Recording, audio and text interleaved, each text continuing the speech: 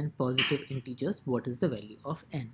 That's the question. So let me quickly just give you an understanding of the summation of first and consecutive numbers, which is given by sigma n. 1 plus 2 plus 3 and so on up till n is given by 1 over 2 n into n plus 1. Now, the first statement, we have to find out the value of n as the question says. Now let's quickly look at the first statement. The first statement says that s is less than 20. That means sum is less than 20.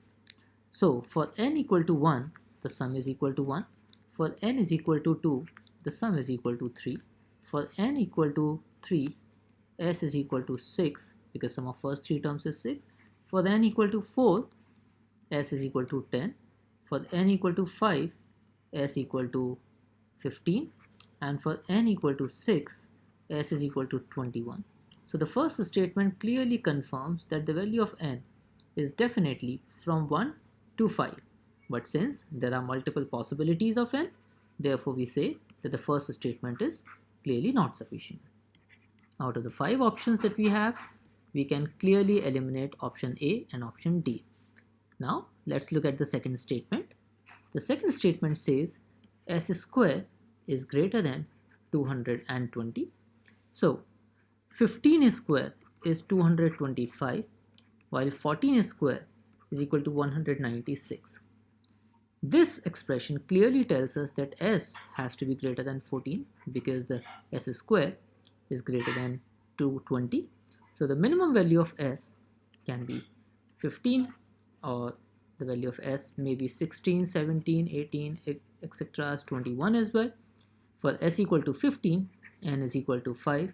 For s equal to 21, n is equal to 6, and therefore the second statement also is not sufficient to answer the question. Having done this much work, we can clearly eliminate option B as well. Now comes the stage of combining the two statements. When we look at the two statements together, the first statement confirmed that the value of n has to be anything from 1 to 5. The second statement says that the value of n has to be 5 or greater. So after combining, the only value of n that satisfies the two statements is 5. That means we have a unique answer. Together the statements are sufficient to answer the question, and our answer becomes option C. That means the statements together are sufficient, but individually the statements are not sufficient to answer the question. Thank you so much for watching this video.